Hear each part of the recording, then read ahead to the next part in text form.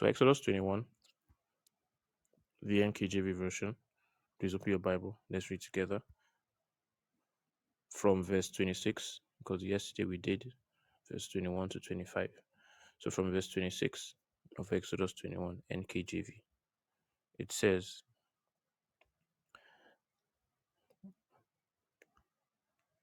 if an ox, sorry, verse 28, not 26, from verse 28, it says, if an ox gores a man or a woman to death, then the ox shall surely be stoned, and its flesh shall not be eaten, but the owner of the ox shall be acquitted.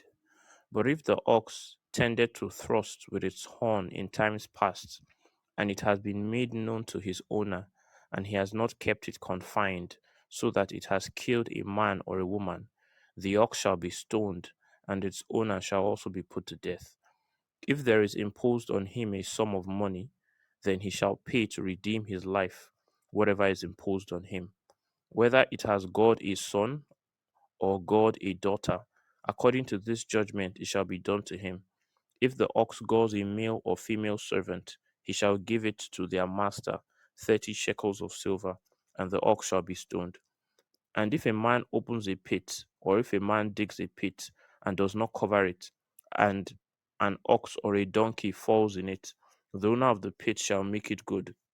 He shall give money to the owner, but the dead animal shall be his. If one man's ox hurts another's so that it dies, then they shall sell the live ox and divide the money from it, and the dead ox they shall also divide. Or if it was known that the ox tended to thrust in time past, and its owner has not kept it confined, he shall surely pay ox for ox, and the dead animal shall be his own. So you know that God is a God of love, and he has always been a God of love, even right from the Old Testament.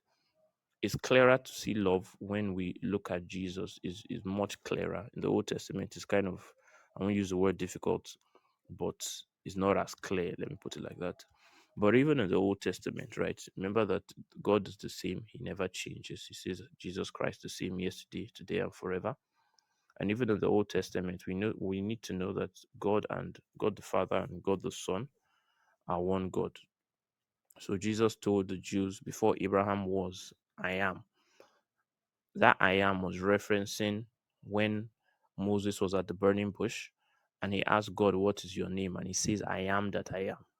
So Jesus was equating himself or saying he was the same person in the fire.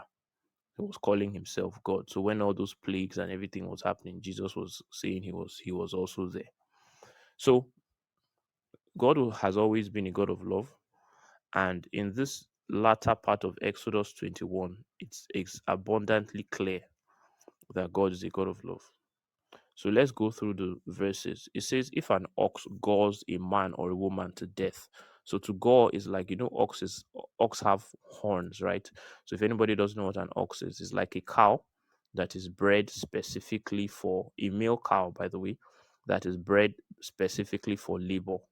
So it is castrated, right? And after it's castrated, it grows larger than normal cows. It's very strong, it's very muscular, and it is used to pull the plow. So you can attach a plow to it, and it will pull the plow and thresh your corn. So it's like a cow, but it's larger than cow. A cow is very muscular, is very huge. It can easily trample a human being to death, like literally very easily. It's incredibly strong, but it's used for farm work. So it was very valuable to anybody who had a farm, into at least a big farm. Small farmers will use their tools, their hoes, but if you had a big farm, you needed an ox, just like we use tractors now. That's what they use oxes for. So basically, many of the Israelites had oxes. So he now says, if an ox gores a man or a woman to death. So to gore to death is like to use, okay, ox also have horns, by the way.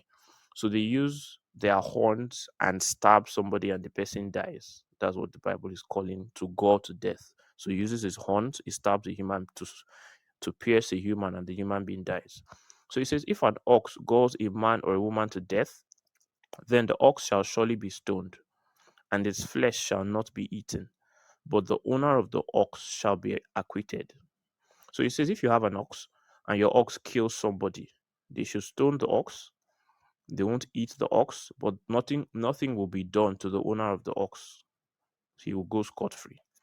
It now says in verse 29, but if the ox tended to thrust with his horn in times past, and it has been made known to his owner, and he has not kept it confined, so that it has killed a man or a woman, the ox shall be stoned, and its owner shall also be put to death.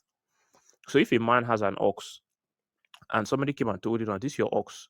When I was passing yesterday, it tried to stab me with its horn, and the man didn't do anything." And later they found out that the ox now killed another person. They will kill the ox and also kill the man. So if somebody came to tell you this your ox is troublesome, anytime people are passing in front of your house, this ox just comes out and is trying to use his horn to stab them. And the man does not, the Bible says, keep it confined. So he doesn't lock the ox in a particular place. And the ox eventually kills somebody. Then the Bible says they will kill the ox and they will also kill the owner. It now says, if there is imposed on him a sum of money, then he shall pay to redeem his life, whatever is imposed on him. So if the person or the family that if the family of the person who was killed impose on him a sum of money instead of putting him to death, then he must pay the money in compensation for whoever was killed. It says, whether it has God a son or God a daughter, according to this judgment, it shall be done to him. If the ox gores a male or female servant, he shall give their master 30 shekels of silver, and the ox shall be stoned. It now says, and if a man opens a pit, or if a man digs a pit and does not cover it, and an ox or donkey falls in it, the owner of the pit shall make it good. He shall give money to the owner, but the dead animal shall be his. So if I dig a hole for any reason in front of my house or in my farm or somewhere, and I don't cover it, then my neighbor's ox is just walking on his own. Then he comes and falls into the pit. The Bible says I must replace his ox and I will take his dead ox. So, what God is teaching them is to consider other people. He's teaching them to consider other people. Because I can decide to dig a pit in front of my house, right? For any reason. And if it's just me, I know the pit is there. So I will never fall into it. My ox may also know the pit is there, so they will never fall into it. But somebody else who is passing in front of my house would not know that I dug a pit there. And either he can fall into it or his ox, most likely his ox will fall into it. So if this law wasn't here, someone would just dig a pit in front of his house, either to, I don't know, to put trash or to, for what maybe he wants to dig a well. And he won't cover the pit, he won't put any sign because he won't think of what can anybody else come and pass this pit. He won't think of it. Then somebody will come and his ox will fall.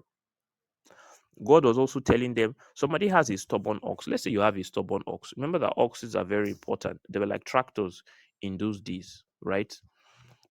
They are important. It's like having a tractor for your farm. So you have a stubborn ox. You don't really want to kill the ox. You don't want to lock the ox, right? Because you are using it.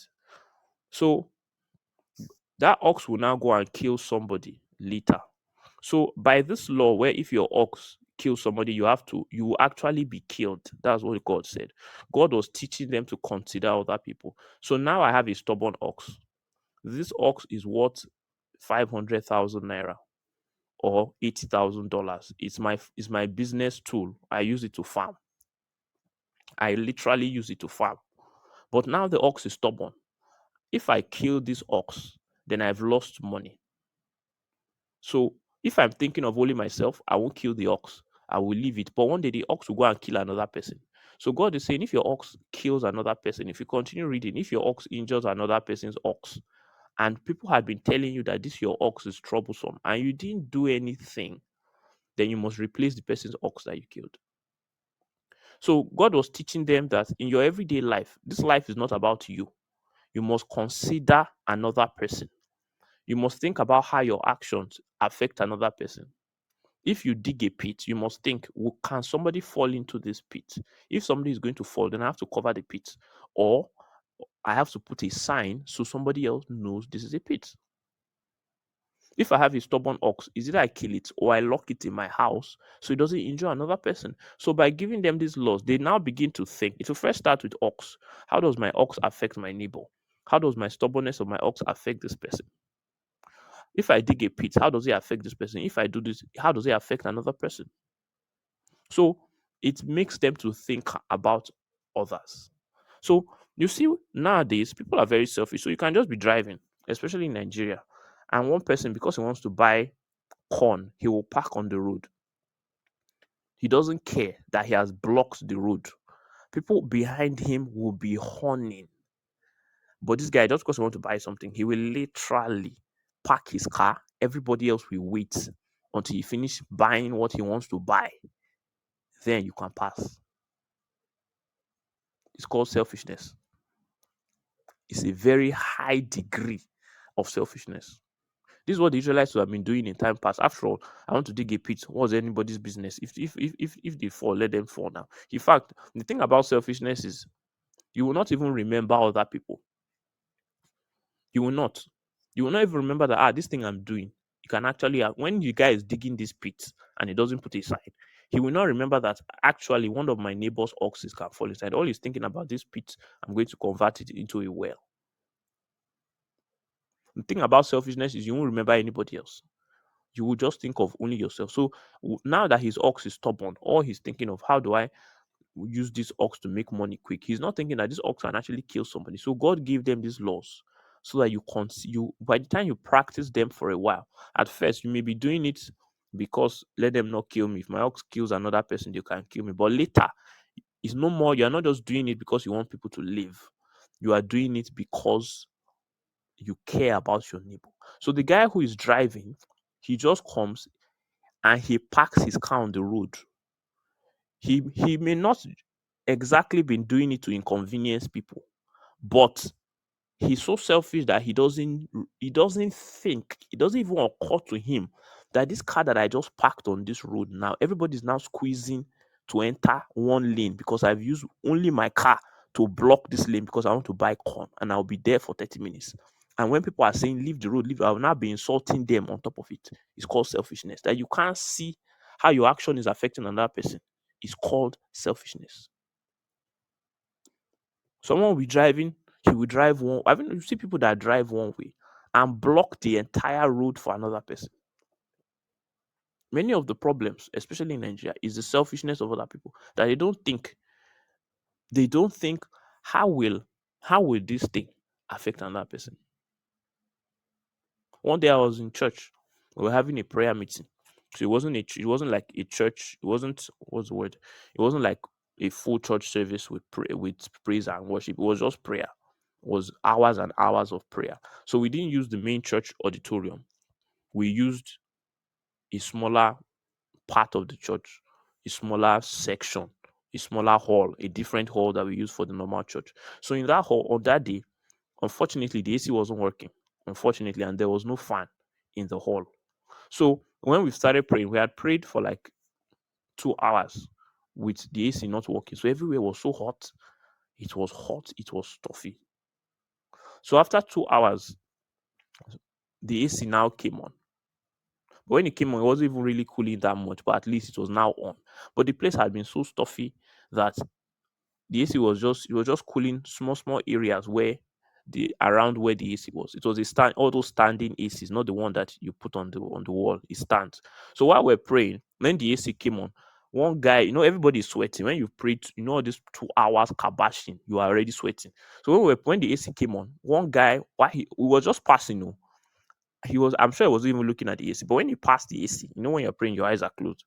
I was looking at him. When you pass the AC, you will now notice that breeze actually came out of this AC. So it's like they've put it on. So when the guy noticed that they've put it on, do you know what he now did? He now stood in front of the AC. So he stood in front of the AC and turned his back to it. So let small breeze touch let small of this AC touch my back. Let this sweat leave me. Let me not be hot. But as he did that, he didn't notice that he blocked the AC from touching anybody else. So this guy wasn't doing it because he's a bad person. It's just that so when selfishness comes, you will not even remember that there's anybody else. You will think it's only yourself. So this guy was praying Calabar, Hosukra, Katalaba.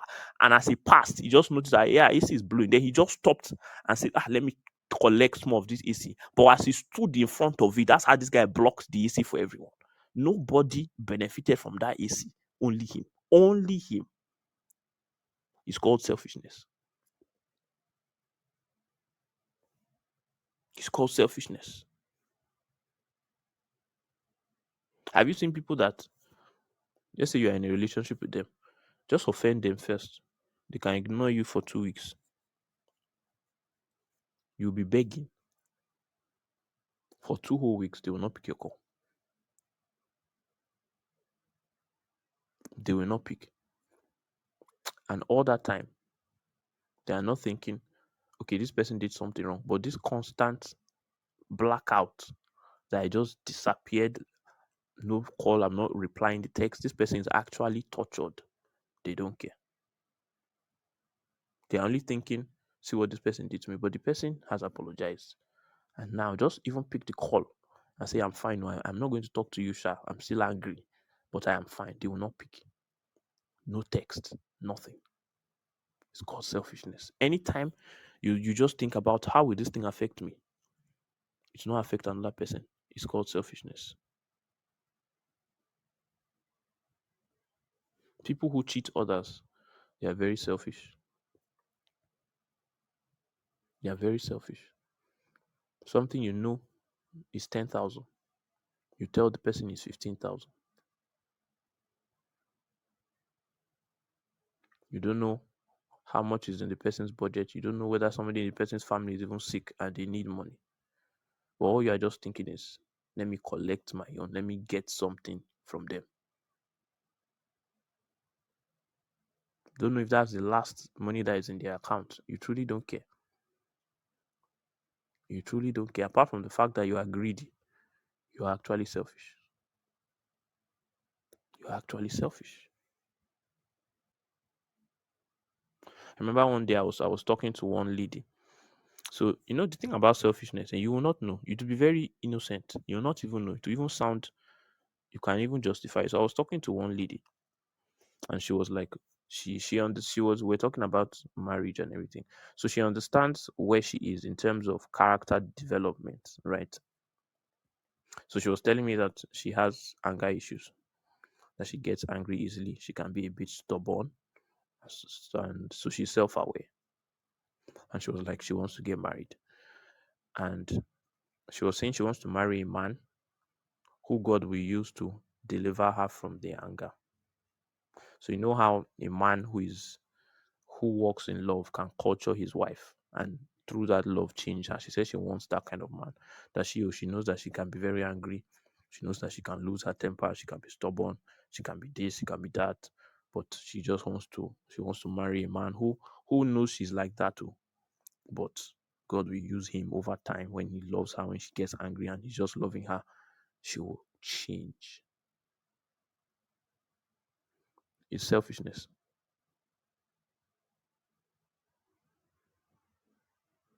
It sounds very honorable, but it's selfishness.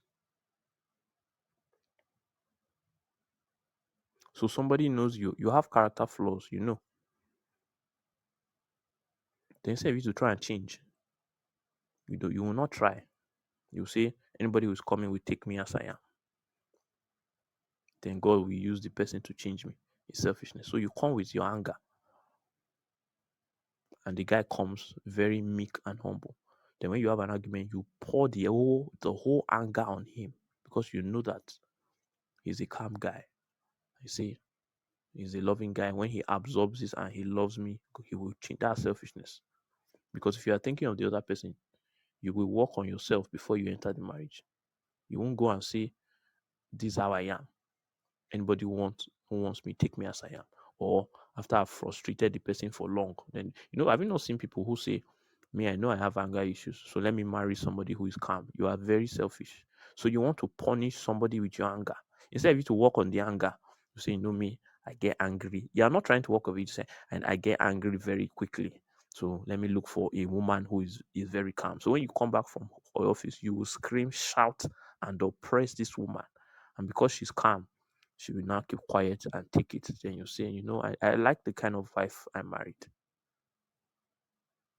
But if you were thinking that, what if I was the one on the opposing side? Imagine yourself, you know how you get angry very quickly, you just flare up. So imagine if I married myself. Imagine if I was on the opposite side. Will I want to marry somebody who at the drop of a pin will get angry and start shouting and lose his or her temper? Put yourself in. Will I want to marry somebody like this? The answer is no. But you want someone to marry you like that. It's because you are a selfish human being. If you are not selfish, you will, when you realize your weaknesses, you will never say anybody's coming to take me as I am. You will say, let me start working on myself so I don't punish somebody with this anger when I marry them. So you know how this thing is so subtle that people don't realize it. So the lady was feeling very virtuous, feeling self-aware. That, I've recognized my weaknesses and I want to marry somebody who can take it. But she will not work on herself. That's the problem. That people will not bother to try and, well, it's good to know your weaknesses, but where you will not try to work on yourself to improve at all, and you say anybody who is my friend, they know that this is just how I am. They know that I'm always frowning my face. They know that I get angry quickly. They know that this one, they know that one. Is called selfishness. Small, small things, selfishness. Someone can come out of his house and not use deodorant. His armpit is smelling. He will not bother to spray anything because he does not smell it. But other people around him, they are holding their nose when they pass. It's called selfishness. You can wake up in the morning and not bother to brush your teeth. You're just moving around using your mouth odor to kill all your family members. It's called selfishness. You can't perceive it. Other people can perceive it. When you spray perfume that is very strong, then when you enter, everybody's like, this your perfume is strong. Oh. And you're like, well, me, I like it. I love the way it smells. But people are telling you it's too strong. It's choking them. Then instead of you to, okay, next time, let me reduce. You would not, you say, well, me, I like to smell nice. Sha. And everybody in your office, they have to block their nose, wear a gas mask just because you entered and you want to smell nice. You are a selfish man. You are thinking of only yourself.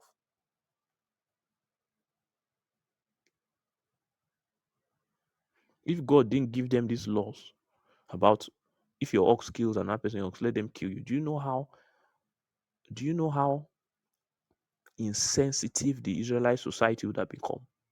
They would have been so insensitive. The place would be so wicked, so harsh, because everybody would just be thinking of himself. That's how many places are now. The climate is so intense, it's so hard, it's so difficult working and relating and living with people. Why? So driving on the road, selfishness. In the office, selfish. Even in families, people just doing things, not caring.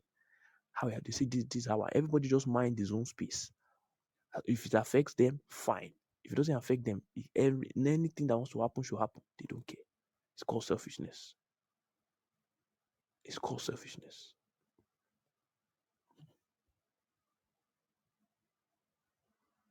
So you will now one day you will now be going on the road. You will now see one small sister. Then you now call the sister. You now say, sister, the way this your cleavage is showing is not very good. Though. You can make some people to think some thoughts they are not supposed to think. Just say, please. That's the person's business. If he has problems with lust, it's his business. I will show my cleavage if I want. Nobody come and tell me anything. It's my body. It's called selfishness. You say, sister, your dress is tight though. You know that if some brothers see it, please, please, please. If he cannot work on himself, if he cannot manage his lust, he should get out of my front. It's called selfishness.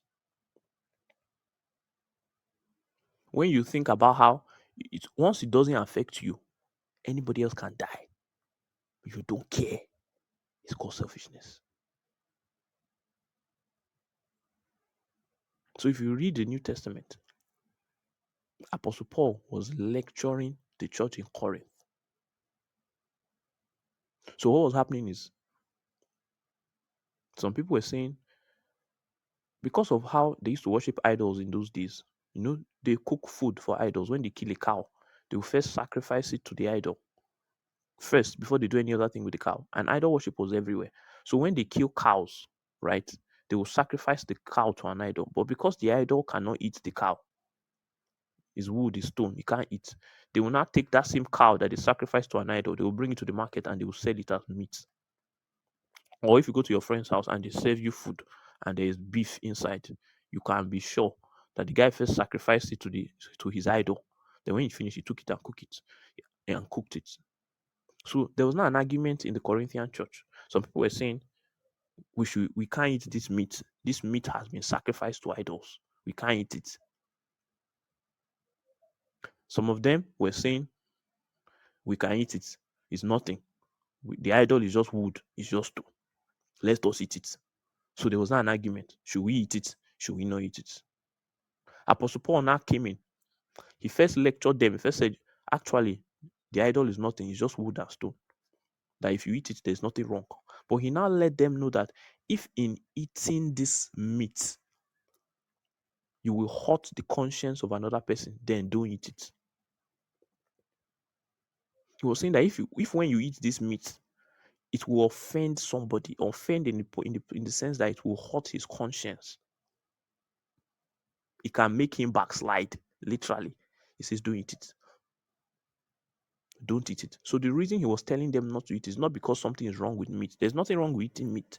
It's just that when some other brethren, let's say who are gross growing in the faith, and they are struggling with, is it idol worship, is it not idol worship? When they see you eating that meat, they too can eat it, but they are not eating it with a clear conscience because they are still thinking it's an idol.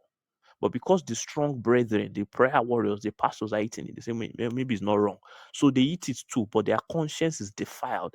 He says, when you do that, you are not walking in love. So he says, because of them, you don't eat it. Because of them. He now says, if meat will offend my brother, I will not eat meat. That's the attitude of love. That's the attitude of love. I know somebody, this guy likes playing FIFA. He's strong in the faith. So he comes back home, let's say by 8, he can play FIFA from 8 till 10. Then when he finishes, he will put off his PlayStation, right? And then he will pray till 2 a.m. before he sleeps. He's just strong in the faith like that.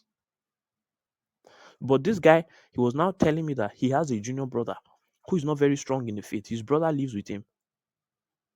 His brother is looking up to him. His brother is not strong in the faith. So he now told me that he has stopped playing his FIFA. And this guy loves FIFA. And I asked him, why did you stop playing FIFA? He said that, well, when he plays it from 8 till 10, 2 hours, he will close it. Then from that 10, he will pray till 3 a.m. or 2 a.m. Then he will sleep and wake up the next day. But his junior brother will see him playing that FIFA for 2 hours.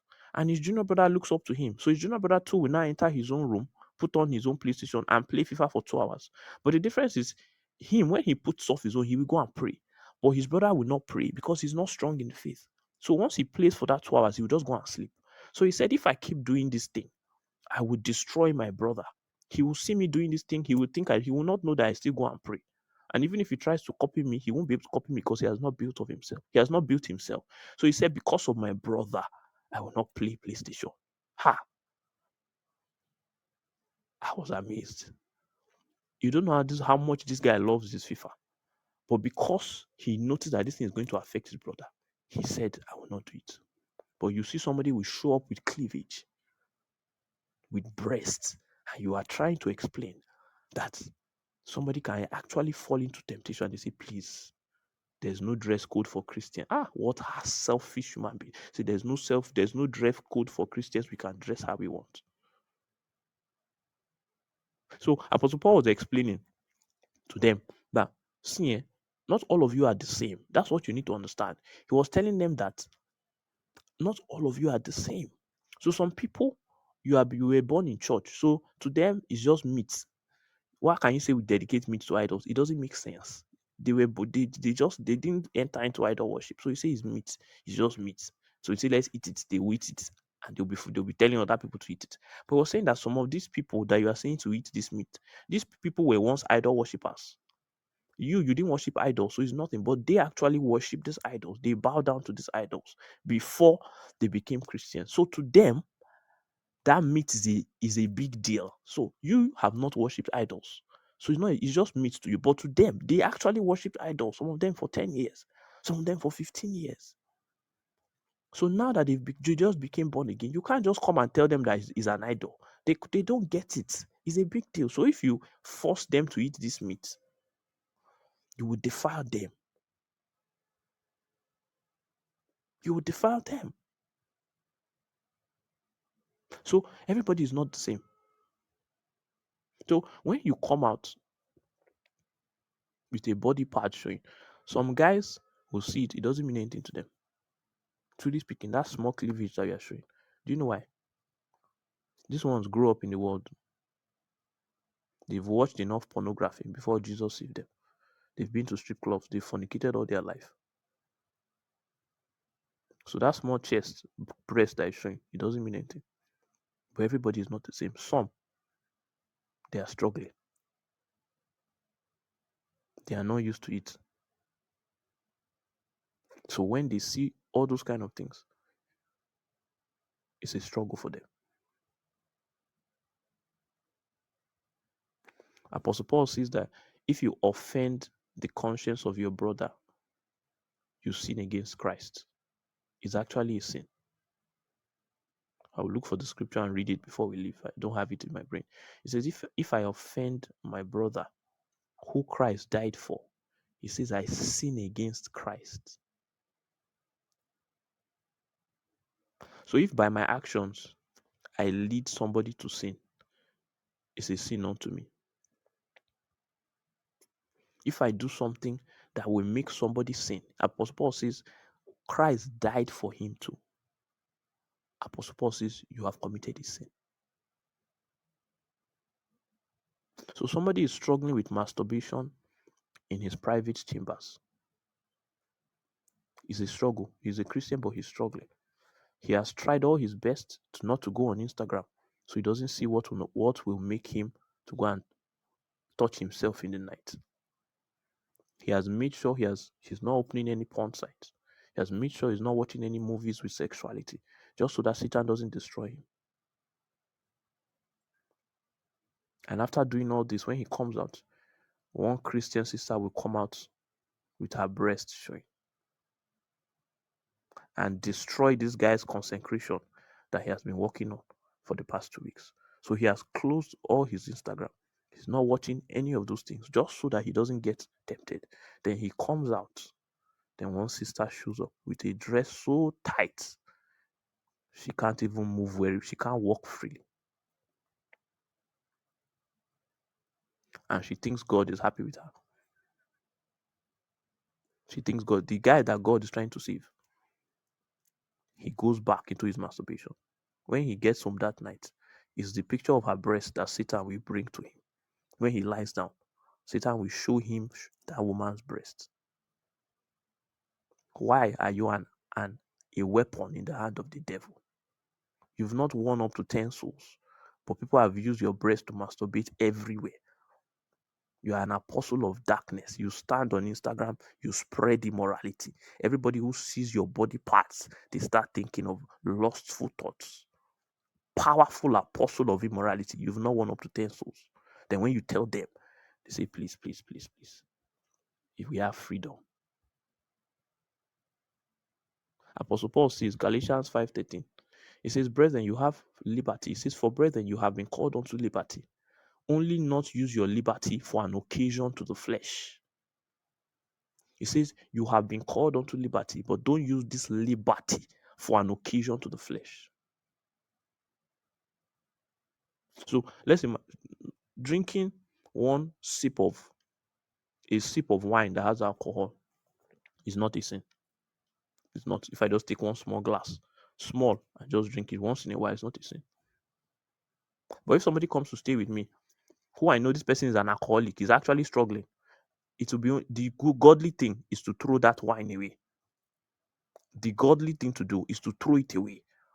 Because I want to just say, when you say, oh, it's not a sin to dress in. He said, me, I can tell myself it's not a sin to drink 1 glass of wine a week. Meanwhile, there's an alcoholic in my house. And I know this guy is just recovering. So when I drink that wine, when the guy sees me, he will say, well, thank God wine is available. Even though I'm just recovering, but God will help me. He will take it and he will fall back into his alcoholism. So based on my own liberty, I've destroyed the guy. That's what Apostle Paul was saying. You are using your liberty to destroy. So I know that this thing is wrong. This guy is struggling. Sorry, not that it's wrong. Then I say, well, I have freedom in Christ. There's no boundary. So I use my liberty to destroy him. Apart from the fact it's sin, is the depth of selfishness where anybody that wants to say another thing, anybody that it as long as it doesn't affect me, I don't care. I will do it. So one day I was having this conversation with some believers, mainly ladies. I was telling them. Then one of them now got up and said, ah, there's not only ladies, oh, that men also tempt guys, tempt ladies. I was like, eh, really? She said, yes. That some guys, when they show up, what they wear, after they've gone to the gym, they now wear very tight dressed shirts that all their muscles are showing. That anytime she sees those muscles, that it's very difficult for her to concentrate during praise and worship. I say, really? She said, yes. That some guys, after they've gone to the gym, when they come now, their shirt is so tight that all their muscles are showing that it's very difficult. I said, wow, I didn't know this was happening. And I went to tell the brothers, I said, brothers, please, if you know you've gymmed to a place where your muscles are showing, please don't wear this tight clothes here again. The sisters are saying you are leading them into temptation. This is your muscle that you have done now that is so great. You are now wearing a very tight t-shirt. Please don't come with it again. I didn't know this was happening. Me, I'm a guy. So if I see another guy's muscles, what's there? I'm not attracted to men. So if I see a guy's muscles, I'm not going to nothing. Doesn't feel, I don't feel anything. And I didn't know that it was other people were feeling something. But when they told me, I could have told them, please, please, please. We have liberty in Christ. Don't disturb me. But that would be selfishness because I was considering a lady who came to worship God and she's seeing somebody's muscles. So I went to tell the brothers. And any brother who opens his mouth to now start saying, please, I'll say, please, please, please, don't be a selfish human being. Don't be a selfish human being. Behave yourself. So we must think of others. How does your affection, your actions affect anybody? Whether it's your dressing, whether it's your speech, whether it's how you conduct yourself, whether it's in your attitude, you must think of how does this thing I'm doing affect the other person. When you tell some ladies this thing, they'll not say, it's my body. I can do whatever it is with my body. It's my body. If Jesus said it's my body, all of us would be in hell by now. Imagine Jesus. He just comes to it. Then when they want to crucify him, and I say, why will I sacrifice my body for you? I have liberty. It's my body. You tell them, cover this your breast. You're not a harlot. They say, no, it's my body. If Jesus now came and said, it's my body, they will not flog me because of you. I will not die because of you. They will not flog me. They will not put me on. It's my body. I will use it as I want. And I don't want to be beaten. So if all of you perish in hellfire, you can perish. So your sister will show up, pray for 24 hours, speak in tongues, even prophesy. Then you will now say, this your bomb, this your skirt is too tight. She'll say, it's my body. But she thinks she's spiritual because she prayed for 24 hours. You lack love. You think you are spiritual because you prayed for 24 hours, because you came for prayer meeting. But when they check your Instagram, your breast is everywhere. And you think you are spiritual. You don't have love. You don't have love. Because Jesus broke his body just to save us.